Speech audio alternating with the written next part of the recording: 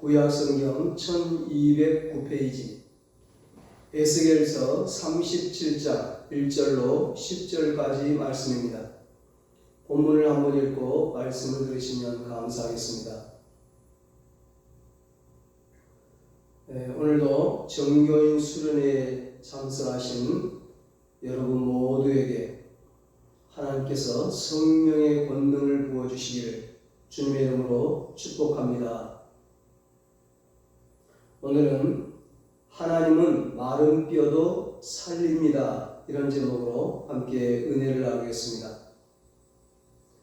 오늘 본문에 절망의 무덤 속에 있는 뼈들에게 희망을 선포하는 에스겔을 보게 됩니다.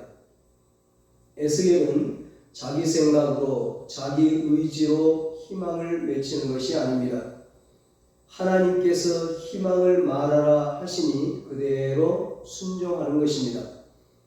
이것은 우리가 아무리 큰 절망 속에 있다 할지라도 절망보다 큰 하나님의 은혜가 있다는 것을 말씀하시는 것입니다. 에스겔은 이스라엘 유대 땅에 살았던 제사장의 아들이었습니다.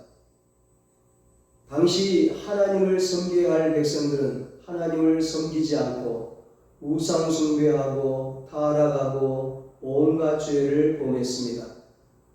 그로 인해 BC 586년에 유대 나라가 멸망하는데 바벨론의 느부갓네살 왕이 유대 땅을 침공해서 예루살렘 성은 무너지고 성전은 불타고 이스라엘 사람들은 죽거나 포로로 끌려갔습니다. 유대의 마지막 왕 요야김 왕도 포로로 끌려가고 에스겔 다니엘도 다 포로로 끌려갔습니다. 이때 에스겔의 나이가 25살 정도 됩니다.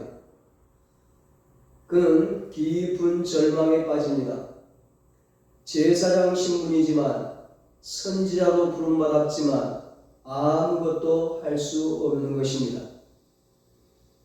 나라가 망하고 집도 재산도 다 빼앗기고 가족들이 다 흩어지고 자신을 봐도 나라를 봐도 미래를 봐도 희망이 보이지 않았던 것입니다. 에스겔은 바벨론 땅 그발 강가에 있는 포로 수용소에서 지냈습니다. 에스겔이 포로 생활을 한 지 5년이 지나고 그의 나이 30세에 환상을 보게 됩니다. 에스겔 1장 1절입니다.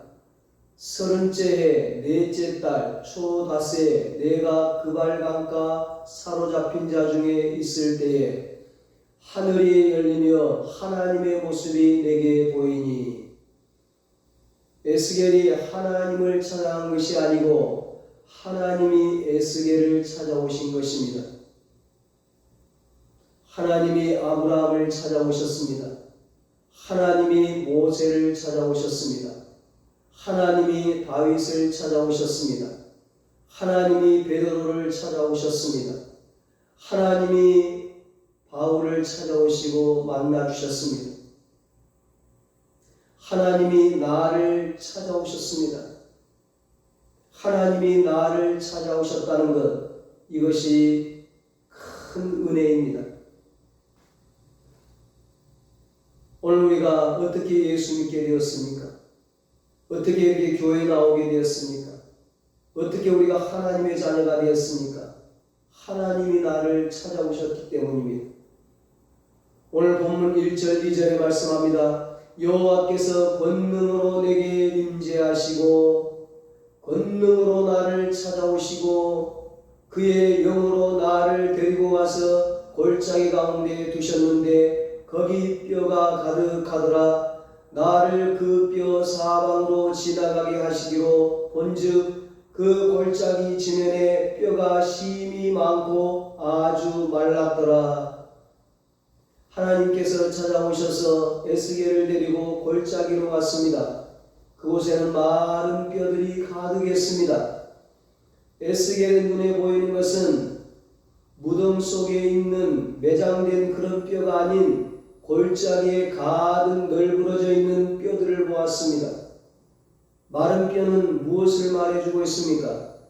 죽은 지 오래됐다는 것입니다. 생명이 없습니다. 도무지 살 수 없는 것입니다. 하나님은 에스겔에게 마른 뼈를 보여주고 묻습니다. 3절입니다. 그가 내게 이르시되 인자야 이 뼈들이 능히 살 수 있겠느냐 하시기로 내가 대답하되 주 여호와여 주께서 아시나이다. 하나님은 에스겔에게 뼈들이 능히 살겠느냐 물으셨어요. 지혜로운 에스겔은 주께서 아시나이다 대답합니다. 왜 하나님은 에스겔에게 이런 질문을 하셨을까요? 하나님은 절망 중에 있는 에스겔에게 희망을 가지라고 말씀하시는 것입니다. 골짜기의 마른 뼈처럼 아무런 희망이 없는 분이 계십니까? 포로 소용소에 갇힌 자와 같은 분이 계십니까? 하나님은 희망을 주시길 원하십니다. 나는 나를 포기할 수 있지만 나를 이 땅에 보내신 하나님은 나를 포기하지 않으십니다. 우리의 미래를 결정하는 것은 환경이 아니라 하나님이 결정하시는 것입니다. 생사와 복은 하나님 손에 달려 있습니다. 환경을 보고 희망을 찾으려 하지 마시고 하나님을 바라보고 희망을 가지시기 바랍니다. 하나님에겐 절망이란 없습니다. 하나님은 우리에게 은혜 베푸시길 기뻐하시는 분이십니다. 마른 뼈와 같은 상황이 있다 해도 희망을 가지십시오. 우리 예수 믿는 사람에게는 언제나 희망이 있습니다. 왜냐하면 하나님은 살아계시기 때문입니다. 살아계신 하나님은 마른 뼈도 살리십니다. 죽은 자도 살리십니다. 하나님은 지금도 살아 역사하십니다. 살아계신 하나님이 지금 우리와 함께 하십니다. 나와 함께 하십니다. 마른 뼈가 살아나기 위해서는 어떻게 해야 하나요? 마른 뼈가 살아나려면 하나님 말씀을 들어야 합니다. 4절에 말씀합니다. 또 내게 이르시되 너는 이 모든 뼈들에게 대언하여 이르기를 너희 마른 뼈들아 여호와의 말씀을 들을지어다. 너희 마른 뼈들아 여호와의 말씀을 들을지어다. 여호와의 말씀을 들을지어다. 여호와의 말씀을 들을지어다. 에스겔은 하나님 말씀대로 뼈들을 향하여 하나님의 말씀을 외칩니다. 7절 8절입니다. 이에 내가 명령을 따라 대언하니 대언할 때 소리가 나고 움직이며 이 뼈 저 뼈가 들어가자 뼈들이 서로 연결되더라. 내가 또 보니 그 뼈에 힘줄이 생기고 살이 오르며 그 위에 가죽이 덮이나 그 속에 생기는 없더라. 마네킹 같이 된 거죠. 마네킹. 아무리 뼈가 튼튼하고 외모가 아름다워도 생기가 없는 거예요. 영혼이 없는 거예요. 산 것이 아니죠. 영혼이 있어야 생기가 들어와야 생명이 들어와야 살 수가 있는 겁니다. 죽은 지 오래된 마른 뼈에게 살아나라 외친다고 살아나겠습니까? 그러나 에스겔은 그 말도 안 되는 하나님의 명령에 순종합니다. 믿음의 사람들은, 기적의 사람들은, 축복의 사람들은 말도 안 되는 하나님 명령에 순종하는 사람들입니다.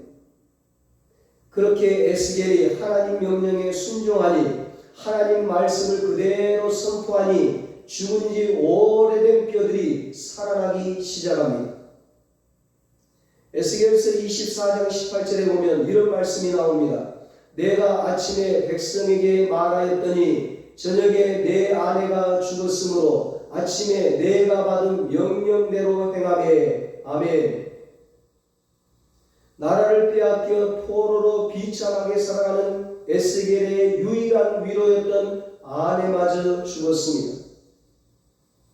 에스겔의 상황은 최악입니다. 에스겔 자신이야말로 마른 뼈 그 자체입니다. 에스겔은 살았으나 죽은 자와 같습니다. 그러나 그는 말씀에 순종합니다. 하나님은 한마디 말씀으로 천지를 창조하셨습니다. 하나님 말씀 안에는 천지가 들어있습니다. 하나님의 말씀은 불가능을 가능케 하십니다. 하나님은 죽은 자를 살리시는 분이십니다. 로마서 4장 17절에 말씀합니다. 그가 믿은 바 하나님은 죽은 자를 살리며 없는 것을 있는 것으로 부르시는 이시니라. 아멘. 히브리서 4장 12절에 말씀합니다. 하나님의 말씀은 살아있고 활력이 있어 운동력이 있어 좌우의 날선 어떤 검보다도 예리하여 홍과 영과 곧 관절과 골수를 찔러 쪼개기까지 하며 또 마음의 생각과 뜻을 판단하니. 아멘. 아무리 큰 절망 속에 빠져있다 하더라도 하나님의 말씀을 듣고 말씀대로 순종하면 반드시 살아납니다. 틈만 나면 하나님의 말씀을 읽고 들으시기 바랍니다. 말씀이 임하면 죽어있던 영혼이 살아납니다. 영혼이 살아나야 됩니다. 영혼이 잘 돼야 됩니다. 그런 모든 게 잘 됩니다. 영혼이 잘된 같이 범사가 잘 되고 강건하게 되는 것입니다. 시편 19편 7절에 여호와의 율법은 완전하여 영혼을 소성시키며 여호와의 증거는 확실하여 우둔한 자를 지혜롭게 하며 말씀합니다. 미국의 16대 대통령 아브라함 링컨은 어린 시절 부모가 죽죠. 링컨이 10살 때 어머니가 죽으면서 유언을 남깁니다. 사랑하는 아들아, 이 성경책은 내 부모님으로부터 물려받은 것이다. 너에게 많은 땅보다 한 권의 성경을 물려주는 것을 진심으로 기쁘게 생각한다. 아들아, 너는 이 성경책을 부지런히 읽고 말씀대로 살아라. 이것이 나의 마지막 부탁이다. 약속할 수 있겠니? 링컨은 비록 나이가 어렸지만 어머니의 유언을 마음 깊이 간직하고 그 약속을 지킵니다. 그는 틈만 나면 말씀을 읽었습니다. 그는 초등학교밖에 졸업하지 못했지만 말씀을 열심히 읽고 말씀대로 살아서 미국 역사상 가장 존경받는 대통령이 되었습니다. 말씀을 많이 읽으면 말씀이 나를 이끌어갑니다. 말씀이 나를 살려줍니다. 욥은 고난과 시련 가운데서도 내가 그의 입술의 명령을 어기지 아니하고 정한 음식보다 그의 입의 말씀을 귀히 여겼도다 말씀합니다. 고난과 시련 가운데서도 음식보다 말씀을 귀히 여겼습니다. 못 먹어도 육신의 양식은 굶어도 영혼의 양식 말씀을 매일매일 고난 가운데 먹었습니다. 욥이. 그래서 결국은 하나님께서 욥을 살려주십니다. 소생시켜주십니다. 회복시켜주십니다. 하나님의 말씀을 지키고 말씀을 붙잡는 자는 어떤 절망 속에서도 살아가게 되는 것입니다. 반드시 희망을 보게 되는 것입니다. 내 생각, 내 지식, 내 경험, 내 방법을 버리고 하나님의 말씀으로 채우십시오. 하나님의 말씀을 붙잡으십시오. 그러면 우리의 삶에도 마른 뼈가 살아납니다. 우리 가정에 마른 뼈가 살아나고 우리 일터에 마른 뼈가 살아나게 될 것입니다. 마른 뼈가 살아나려면 두 번째로 성령이 임해야 합니다. 9절 10절입니다. 또 내게 이르시되 인자야 너는 생기를 향하여 대언하라. 생기에게 대언하여 이르기를 주 여호와께서 이같이 말씀하시기를 생기야 사방에서부터 와서 이 죽음을 당한 자에게 불어서 살아나게 하라 하셨다 하라. 이에 내가 그 명령대로 대언하였더니 생기가 그들에게 들어가매 그들이 곧 살아나서 일어나 서는데 극히 큰 군대더라. 아멘. 지난주에 겁쟁이 기도원에게 성령이 임하자 담대함이 임하고 권능이 임하고 그를 통해 하나님의 구원의 역사, 생명의 역사가 나타났습니다. 에스겔 골짜기에서 마른 뼈들에게 하나님의 말씀이 임하자 사람의 모습을 갖추었지만 뼈들은 움직이지 않습니다. 그러다가 하나님 말씀의 생기가 임하자 그들이 살아서 지극히 큰 군대를 이룹니다. 생기는 생명, 영, 성령을 말합니다. 말씀과 성령은 하나입니다. 성경을 어떻게 썼나요? 성령의 감동으로 썼습니다. 디모데후서 3장 16절에 모든 성경은 하나님의 감동으로 된 것으로 교훈과 책망과 바르게 함과 의로 교육하기에 유익하니 말씀합니다. 베드로후서 1장 22절에 말씀합니다. 예언은 언제든지 사람의 뜻으로 낸 것이 아니요 오직 성령의 감동하심을 받은 사람들이 하나님께 받아 말하는 것이니라. 아멘. 성령의 감동. 공부를 많이 했다고 해서 성경을 읽고 이해할 수 있는 게 아닙니다. 성령의 감동이 없으면 아무리 성경을 읽어도 이해가 되지 않습니다. 아무리 머리가 좋아도 아무리 많이 배워도 성경이 이해가 되지 않아요. 그러나 성령이 역사하면 공부를 못해도 글자를 몰라도 성경이 이해되어지고 믿어지고 기적을 체험하는 것입니다.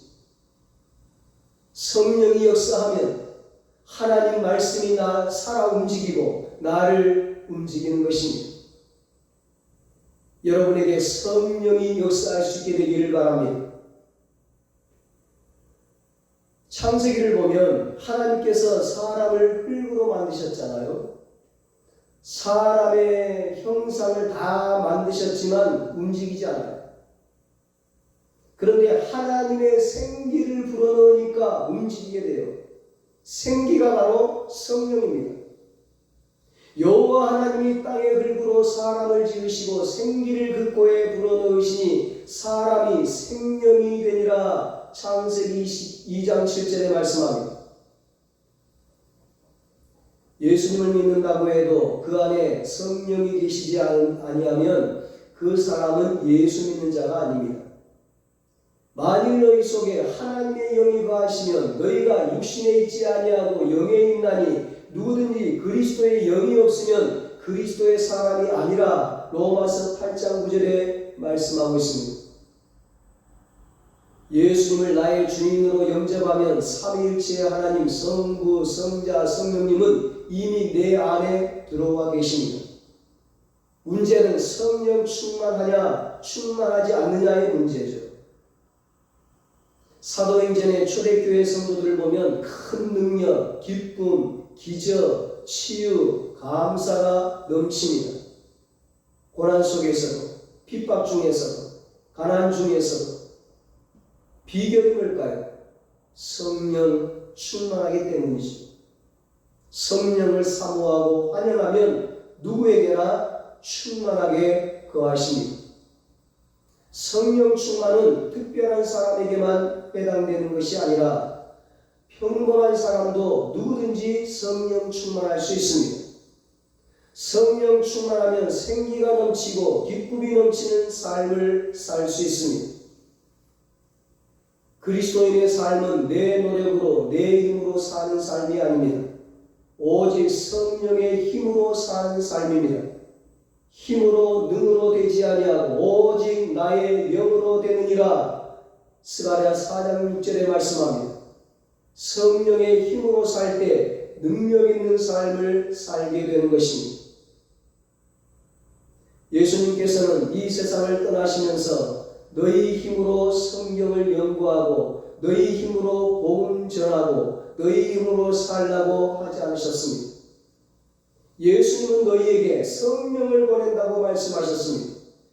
제자들은 성령이 맞아 완전히 다른 인생을 살게 되었습니다. 우리는 말씀대로 살고 싶지만 그럴 힘이 없습니다. 유혹이 오면 그대로 넘어지는 연약한 인간일 뿐입니다. 그러나 하나님의 말씀을 붙들고 성령 충만하면 말씀대로 살 수 있는 힘이 생깁니다. 능력 있는 그리스도인이 되려면 성령의 능력이 반드시 필요합니다. 바울은 로마서 15장 13절에서 이렇게 마지막 말을 남기고 사명을 마칩니다. 소망의 하나님이 모든 기쁨과 평강을 믿음 안에서 너희에게 충만하게 하사 성령의 능력으로 소망이 넘치게 하시기를 원하노라. 아멘. 성령의 능력으로 살아야 기쁨이 넘치고 평안이 넘치는 삶을 살게 됩니다. 성령의 능력으로 살아야 생기가 넘치고 소망이 넘치는 삶을 살게 됩니다. 사도행전에 보면 성령 받기 전에 제자들은 절망과 두려움 속에 살았지만 성령을 받고 성령 충만하고는 소망의 삶을 살고 기쁨과 평안이 넘치는 삶을 살고 가는 곳마다 기적의 삶을 살았습니다. 우리 모두 성령의 능력으로 성령 충만함으로 기쁨과 평안과 소망이 넘치는 삶을 사시기를 축원합니다. 하나님은 에스겔을 죽은 뼈들이 가득한 골짜기로 데려갔습니다. 마른 뼈들에게 생기가 임하게 하라는 대언을 하자 죽은 뼈들이 살아나는 환상을 보게 해 주었습니다. 여기 마른 뼈들은 누구입니까? 이 마른 뼈들은 바로 이스라엘 사람들이라고 11절 12절에 말씀합니다. 이스라엘 사람들은 포로가 되어 생활하는 갇힌 자들입니다. 그들에겐 희망도 소망도 없습니다.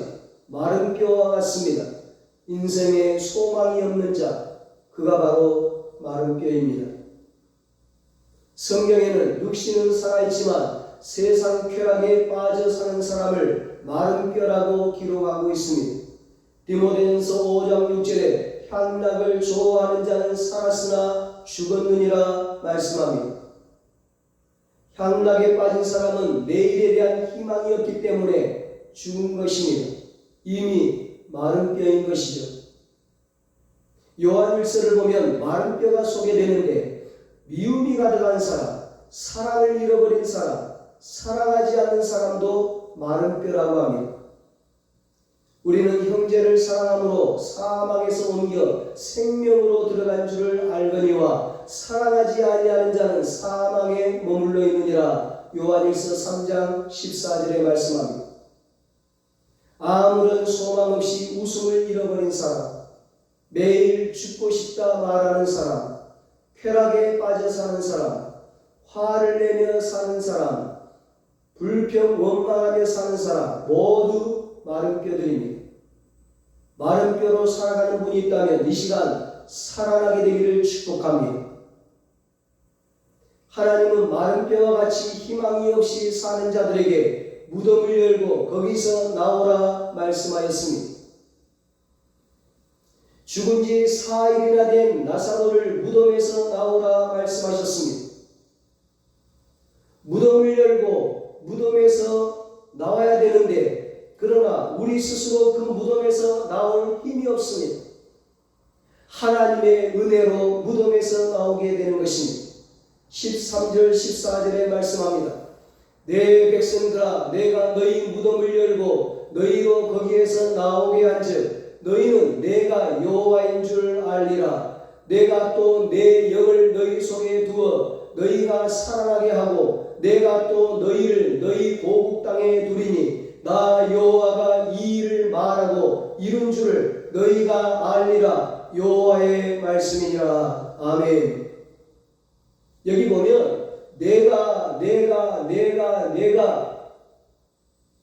내가라는 말이 계속 나옵니다.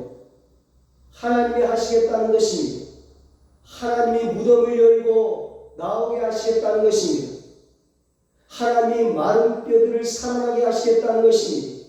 하나님이 마른 뼈와 같은 이스라엘 백성들을 비참한 포로 생활하고 있는 그 이스라엘 백성들을 포로 생활에서 해방시키겠다는 말씀입니다. 그들을 구원하겠다는 말씀입니다.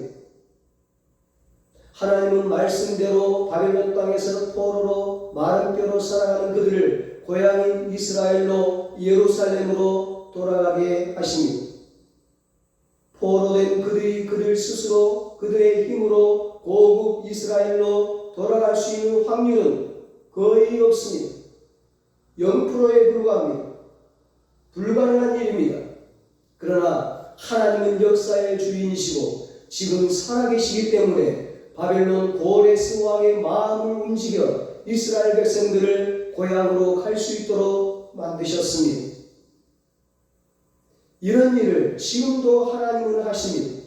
지금도 하나님은 살아 역사하십니다.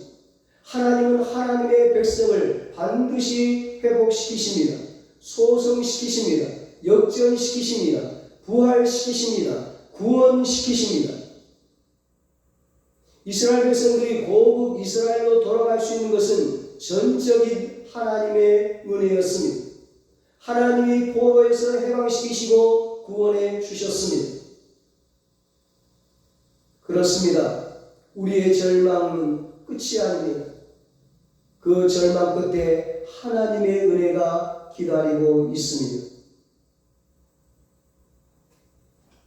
어두운 터널을 지나면 반드시 환한 빛이 나타납니다. 하나님은 우리를 반드시 어두운 터널을 지나게 하십니다. 질병의 어두운 터널, 가난의 어두운 터널, 절망의 어두운 터널을 통과하게 하시고 빛을 비추어 주십니다. 곧 빛이 비추일 것입니다. 곧 하나님의 은혜가 나타날 것입니다. 우리 은성교회 모든 가족들이 오늘 정교회 수련회에 참여한 우리 모든 가족들이 오늘 이 말씀을 듣고 있는 모든 신령들이 주의 백성들이 성령의 권능과 하나님의 은혜로 마른 뼈가 살아나는 기적을 보게 되시기를 예수님의 이름으로 축원합니다. 기도하겠습니다. 하나님 아버지, 지금 우리의 상황이 마른 뼈와 같습니다. 죽어있는 것과 같습니다. 절망입니다. 불쌍히 여겨 주시옵소서. 긍휼을 베풀어 주시옵소서. 은혜를 내려 주시옵소서. 우리에게 빛을 비추어 주시옵소서. 하나님, 이 시간 우리에게 하나님의 말씀이 임하게 하여 주시옵소서. 성령이 임하게 하여 주시옵소서. 그래서 내 삶의 마른 뼈가 살아나고, 가정의 마른 뼈가 살아나고, 일터의 마른 뼈가 살아나고, 경제의 마른 뼈가 살아나고, 건강의 마른 뼈가 살아나고, 영육간의 모든 마른 뼈가 살아나서 살아계신 하나님을 찬양하고 하나님을 증거하고 하나님께 영광 돌리게 하여 주시옵소서. 이제는 우리 주 예수 그리스도의 무한하신 은혜와 하나님 아버지의 사랑하심과 성령님의 위로하시고 교통하시고 영원토록 함께 하시는 은혜가 마른 뼈가 살아나는 기적을 보게 되기를 소원하는 사랑하는 모든 성도들과 저들의 가정과 자녀들과 사업과 직장 위에 이 나라 이 민족 위에 이제로부터 영원토록 함께 있을지어다. 아멘.